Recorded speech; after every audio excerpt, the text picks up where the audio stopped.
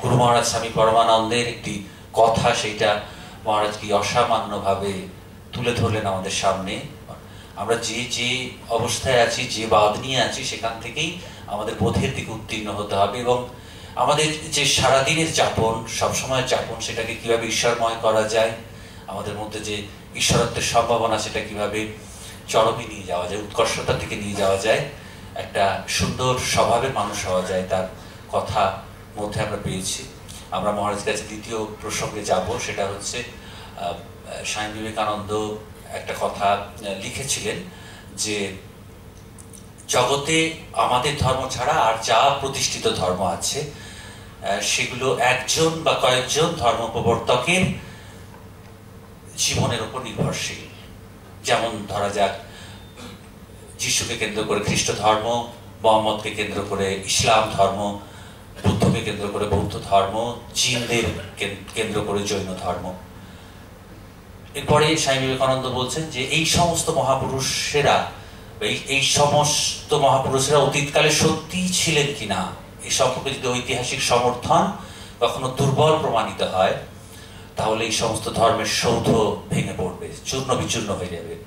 তারপর স্বামী বিবেকানন্দ বলছেন আমরা এই বিপদ এড়াতে পেরেছি কারণ আমাদের ধর্ম প্রতিষ্ঠিত কোনো ব্যক্তি বিশেষের উপর নয়, তত্ত্বের উপরে।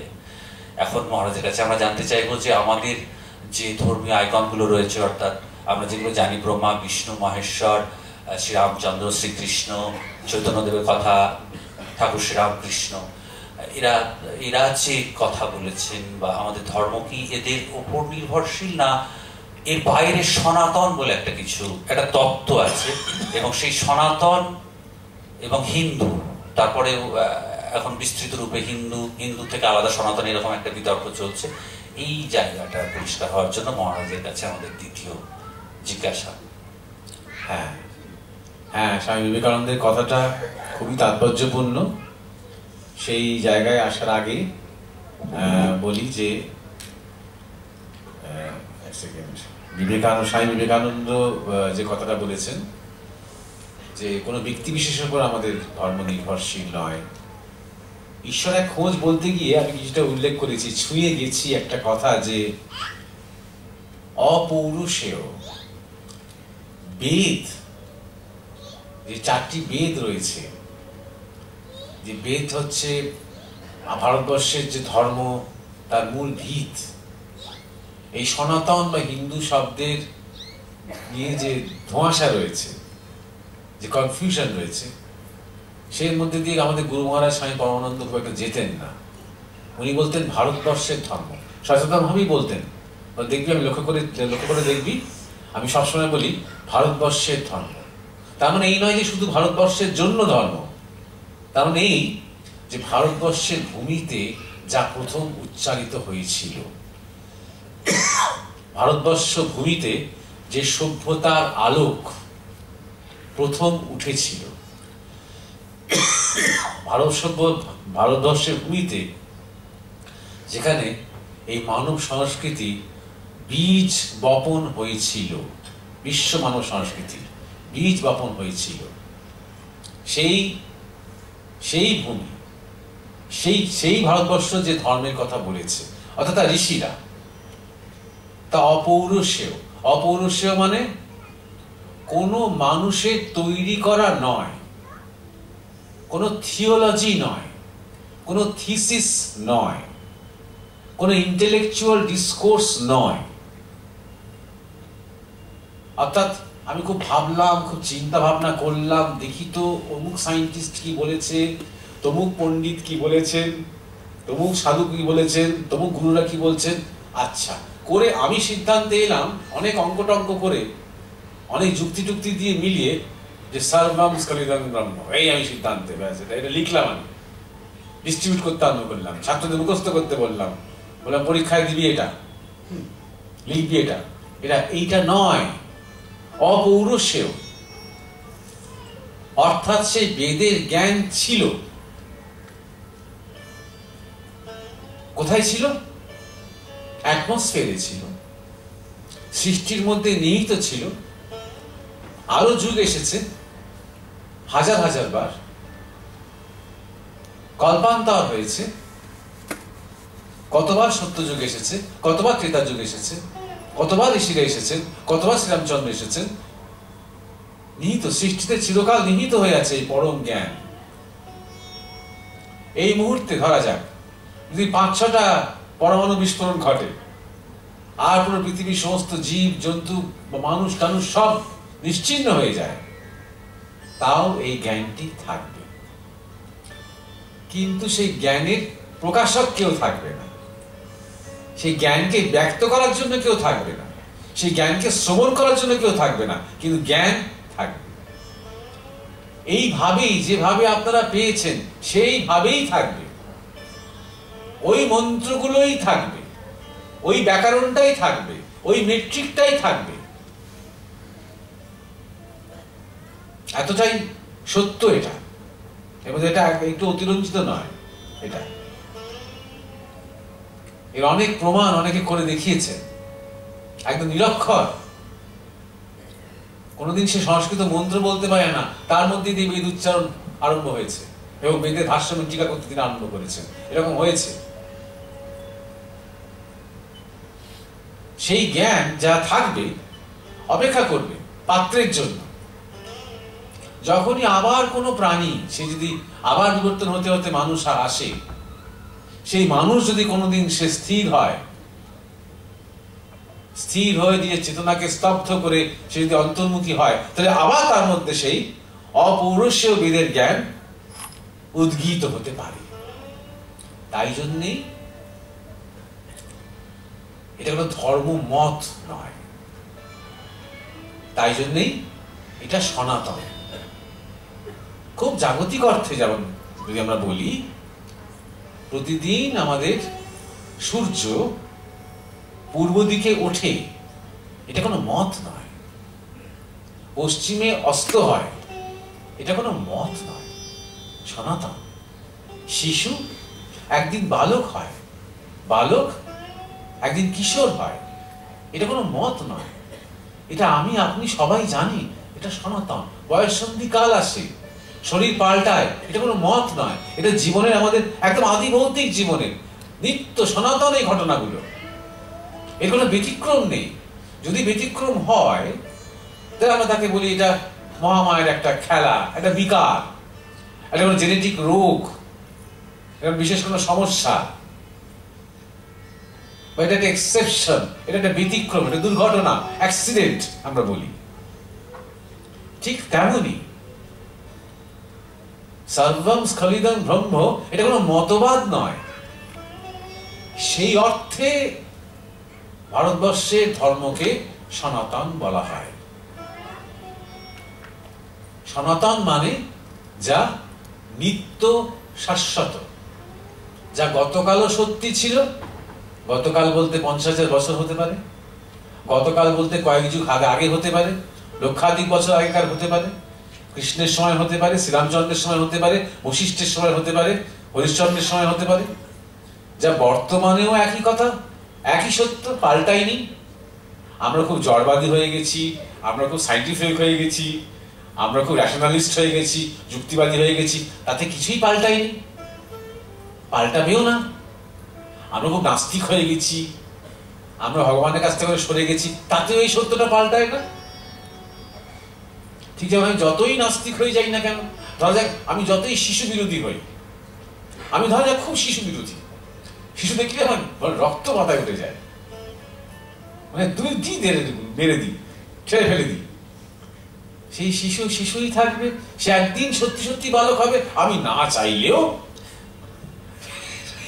সেই বালক একদিন সত্যি সত্যি কিশোর হবে, আমি না চাইলেও।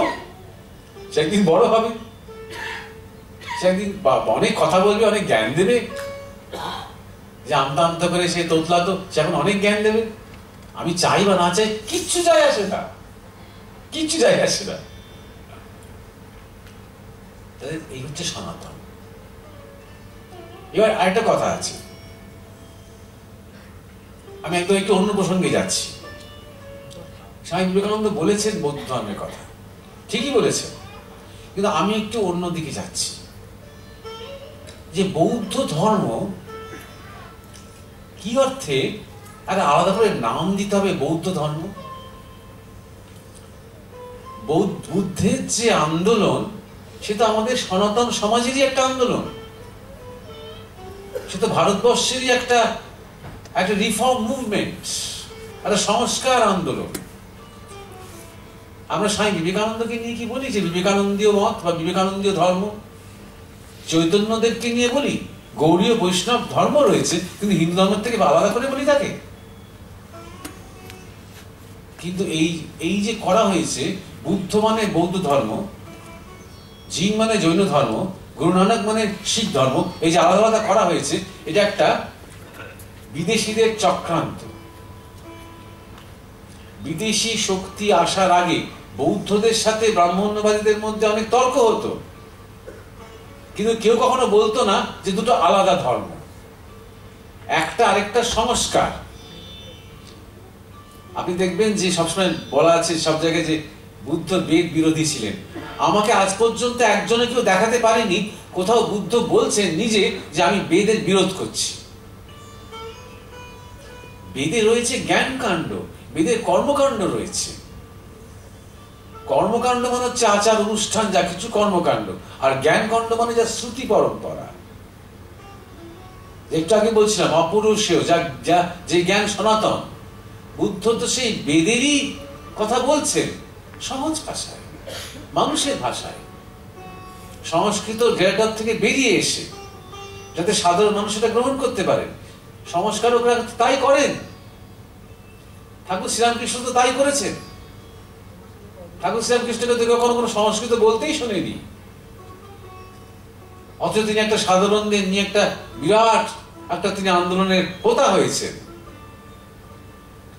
এমন অনেক উদাহরণ আছে যেখানে ভগবান বুদ্ধ বৃহদারণ্যক উপনিষদ থেকে পাঠ করে করে তিনি তার শিষ্যদের শেখাচ্ছেন, ক্লাস দিচ্ছেন। বৃহদারণ্যক উপনিষদ থেকে পাঠ করে করে তিনি মাঝে মাঝে শ্রীরামচন্দ্রের চরিত্র নিয়ে বিশ্লেষণ করছেন। তিনি নিজেকে বলছেন যে তিনি রাম। তিনি নিজে জন্মসূত্রে ব্রাহ্মণ ছিলেন না, কিন্তু ব্রাহ্মণ উদাহরণ দিতে গিয়ে তিনি বলছেন যে তোমরা যদি ব্রাহ্মণ দেখতে চাও আমাকে দেখো। এই স্বভাবটা যেমন তেমন একজন ব্রাহ্মণের হওয়া উচিত। তাই তিনি কোথায় আমাদের মূল সংস্কৃতি থেকে পৃথক? কি বুদ্ধ ধর্ম, যাতে করে আমাদের মধ্যে কিছু বিভেদ ঘটানো যায়। তাই এই ক্লাসিফিকেশন গুলো কিন্তু বিদেশিরা করেছে, এগুলো আমাদের দেশে নিহিত ছিল না। আমরা সবসময় বিদ্রোহকে আমন্ত্রণ করি, আমরা সবসময় বিদ্রোহকে স্বাগত জানাই, আমরা সবসময় বিদ্রোহকে আত্মসাৎ করি। ভগবান বুদ্ধের যদি আপনারা টিচিংস ফলো করেন, তার যে মেইন তার যে শিক্ষা, 4টি আর্য সত্য তিনি বলেছেন, তার থেকে পরিত্রাণের উপায় তিনি বলেছেন, তার যে অষ্টাঙ্গ পথের কথা তিনি বলেছেন, সে যদি ফলো করেন দেখবেন এটাই আমাদের যোগের শিক্ষা, এটাই আমাদের বেদের শিক্ষা, এটাই আমাদের উপনিষদের শিক্ষা, এটাই আমাদের দর্শনের শিক্ষা। কিছু আলাদা নয়। তিনি সহজ ভাষায়, সহজ শব্দে মানুষের কাছে এগুলো পরিবেশন করেছেন। তিনি সঙ্গ করে তুলেছেন যাতে তার প্রচারিত যে ধ্যান ধারণা, দর্শন, সেটা চট করে হারিয়ে না যায়। তাই তিনি সঙ্গ করে তুলেছেন, অর্গানাইজেশন করেছেন, তিনি অনেক রিফর্ম করেছেন। কিন্তু তিনি কোনো কিছু থেকে বেরিয়ে যাননি, কোনো মত থেকে বেরিয়ে যাননি, কোনো পরম্পরা থেকে বেরিয়ে যাননি, কোনো সংস্কৃতি থেকে তিনি বেরিয়ে যাননি। এবং না বেরিয়ে গেছেন গুরু নানক। শিখ ধর্ম মোটেও হিন্দু ধর্মের থেকে আলাদা কিছু নয়। এগুলো সব তৈরি করা হয়েছে আমাদের ভাঙার জন্য। এই ব্যাপারে আমাদের সচেতন থাকতে হবে। এইবার আসছি যে প্রবক্তার কথা, যে ধর্মের হয় প্রবক্তা, অর্থাৎ যখন কোনো মহাপুরুষ আসেন তিনি আবার নতুন ভাষায় সহজ সরল ভাবে মানুষের সাথে কথা বলেন, তখন তিনি প্রবক্তা, অর্থাৎ যে দর্শন আছে, যে জ্ঞান রয়েছে তার তিনি বক্তা, সেটা তিনি মানুষের সামনে তুলে ধরেন। তার স্রষ্টা তিনি নন। ধর্মে কোনো স্রষ্টা হয় না। এইবার থার্ড কথাটা, যেটা ফাইনাল, কথা বলে শেষ করব, যে কোনো মত নিয়ে,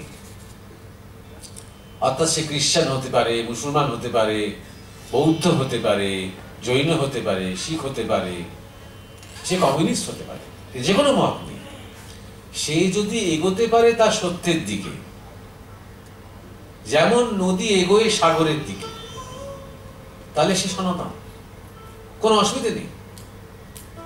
আর তাই জন্যই বিবেকানন্দ বলেছিলেন, পৃথিবীর যেখানে যাই সেখানে তো বেদান্তই দেখতে পাই। বেদান্ত মানে দ্বৈততা, অর্থাৎ ঈশ্বর এবং আমি, এটাই বেদান্ত।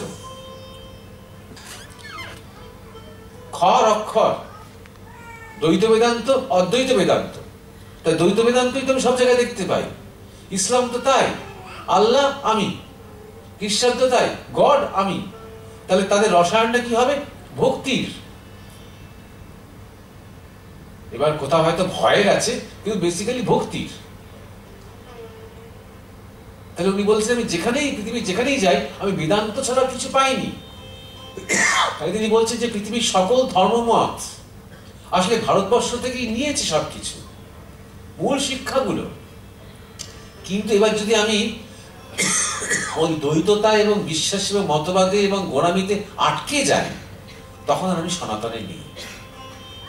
সনাতনের মধ্যে একটা চলা আছে, বারবার আমি চলার উপর জোর দিচ্ছি। ঈশ্বর এক খোঁজ, জীবন এক যাত্রা, একটা চলা। সনাতন একটা চলা। সনাতন ধর্ম, ধর্ম 10 রকম, 5 রকম, 5টা 8টা 10টা ধর্ম হয় না। ধর্ম এক। কিসে এক? চলাতে এক। যেখানে চলছে উঁচুর দিকে, ঊর্ধ্বের দিকে, উত্তরণের দিকে, বিবর্তনের দিকে, সম্পূর্ণতার দিকে, এটাই সনাতন। একটা গাছ লাগানোর পর কিছুটার পর যদি গাছটা আস্তে আস্তে বেটে হতে শুরু করে, সনাতন বিরোধী। গাছটা যদি একটু বা বেড়ে তার পোটেনশিয়াল অনুযায়ী না বাড়ে, তাহলে গাছের সনাতন আর নেই। নিশ্চয়ই মাটিতে কোনো সমস্যা, ভালো করে জল দেওয়া হয়নি, বা ভালো করে শুশ্রূষা পায়নি, সে সূর্যের আলো হয়তো পাচ্ছে না। ঠিক ঠিক সবকিছু পেলে গাছটা আরো বড় হবে। এটাই সনাতন। তো যে মতই, আমি যিশুকেই ভালোবাসি, কি আল্লাহকে ভালোবাসি, কি আমি শ্যামাচরণ লাহিড়ী মশাইকে ভালোবাসি, কি আমি কোনো দেবদেবীকে ভালোবাসি, সেটা বড় কথা নয়। আমি কাকে ভালোবাসি, আমি কাকে চাই, আমি কাকে বিশ্বাস করি, আমি এগোচ্ছি কিনা আমার পূর্ণতার দিকে। যদি এগোই, আমি সনাতনে আছি। যদি না এগোই, তাহলে আমি সম্প্রদায়, আমি সম্প্রদায়ের মধ্যে আটকে গেছি। এইটা বুঝতে হবে। 3 নম্বর কথা, শেষ কথা, যেটা আজকাল অনেক দেখি হিন্দুত্ববাদীরা বলছেন যে হিন্দু শব্দটা নাকি প্রাচীনকাল থেকে আছে, বেদ থেকে, বেদেই নাকি কয়েকবার আছে, আরো নাকি আছে। আমি জানি না, আমি হয়তো বেদ পড়িনি। তবে কমন সেন্স দিয়ে যেটা মনে হয়, যেটা আমরা গুরু মহারাজের কাছ থেকে শিখেছি, যে হিন্দু শব্দটা একটা অপভ্রংশ থেকে এসেছে। সিন্ধু কুশ পর্বতমালা যখন ক্রস করলো গ্রিস দেশের সৈনিকরা আলেকজান্ডারের নেতৃত্বে, এবং সিন্ধু নদী পেরোতে হলো, ওরা স বলতে পারতো না, এখনো পারে না। ওদের উচ্চারণে, ওদের অ্যালফাবেটে স নেই, জ মনে একটা বিধুরের ব্যাপার আছে। এখান থেকে চকলেটিস নামগুলো এসেছে, সটা নেই। তো পারতো না বলে ওরা সেটাকে হিন্দ বা হিন্দু বলতে আরম্ভ করলো।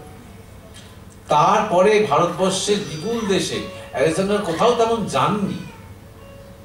আলেকজান্ডার কেন, তার সৈন্যবাহিনী বা পরবর্তীকালে মেগাস্থিনিস এসেছিলেন আলেকজান্ডার আক্রমণের পর, তিনি অনেক জায়গায় ভ্রমণ করেছিলেন, কিন্তু এটা ব্র্যাকেটিং পড়ে গেল তারপর থেকে, যে ওই নদীর ওপারে যা কিছু সবই হিন্দ, এবং ধর্ম হিন্দু, ভাষা হিন্দুস্তানি, এত এত ভাষা, তার মধ্যে সব হিন্দুস্তানি। একটা ছাঁচে পড়ে গেল পুরো পুরো ভারতবর্ষে।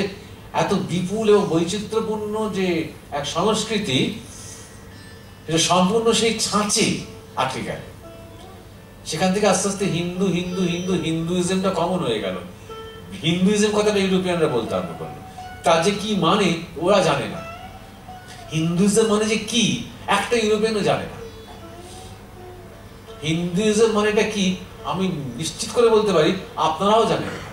আমি এটুকু বলতে পারি আমি জানি না হিন্দুইজম মানেটা কি, কিছুই মানে নেই তার। ক্রিশ্চিয়ানিটি মানে আমরা জানি, বুঝতে পারি। ওই যেহেতু ওই যেটা স্বামী যেটা বলেছেন, তার একটাই গ্রন্থ, একজনই তার স্রষ্টা, একজনই প্রবক্তা। ক্রিশ্চিয়ানিটি কি আমরা বুঝতে পারি। এরকম যেগুলো ওয়ান ডাইমেনশনাল, যেগুলো ধর্মীয় মত, জুডাইজম কি আমরা বুঝতে পারি। হিন্দুইজম এত দেব দেবী, এত অসংখ্য পরম্পরা, এত পূজা পদ্ধতি, এত যোগ, ভক্তি যোগ, জ্ঞান যোগ, ধ্যান যোগ। কোনটা হিন্দুইজম? কোন গ্রন্থটা? বেদ, উপনিষদ, ভগবত গীতা, রামায়ণ, মহাভারত, তুলসীদাসের রামচরিতমানস? কোনটা? অটোবায়োগ্রাফি অফ এ যোগী, স্বামী বিবেকানন্দের কমপ্লিট ওয়ার্কস, রামকৃষ্ণ কথামৃত? কোনটা হিন্দুইজম? কোনটা নয়? যখন আমি ইজম বলছি তখন আমি এটা আটকে দিচ্ছি তো, কিন্তু আটকা দিকেও কোথাও আটকানোর কোথাও ছাপ দিতে পারছি না। এতে করে কি হচ্ছে জানেন তো? শব্দের পলিটিক্স আছে, শব্দের একটা দুর্গন্ধ আছে, শব্দের একটা চক্রান্ত আছে। এই সম্বন্ধে আমাদের সচেতন থাকতে হবে।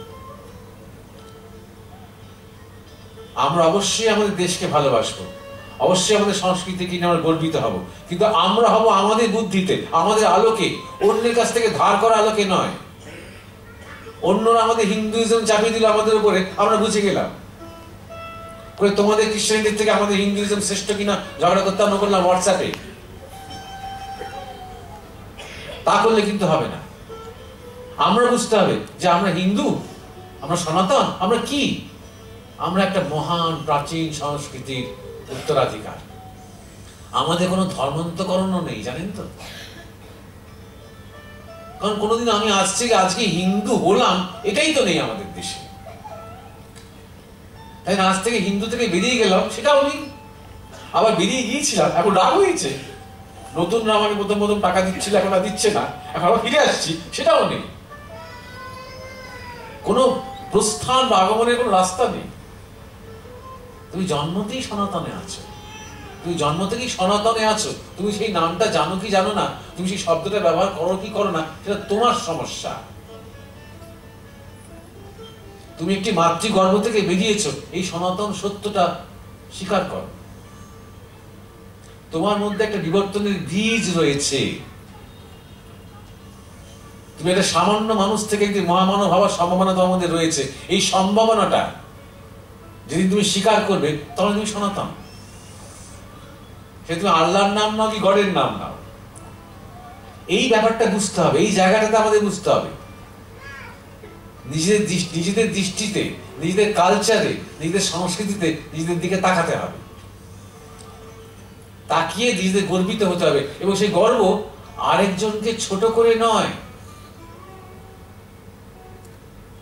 তাদের উপর মায়া হতে পারে, করুণা হতে পারে, যে তারা ঠিক ঠিক গাইডেন্স পাচ্ছে না, তারা ঠিক ঠিক গুরু পাচ্ছে না, কিন্তু তাদেরকে হিংসা করে বা বিদ্বেষে নয়। আর তাদের দেখানো যে ছবিটা, সেই ছবির সাথে নিজেকে যুক্ত হবে না।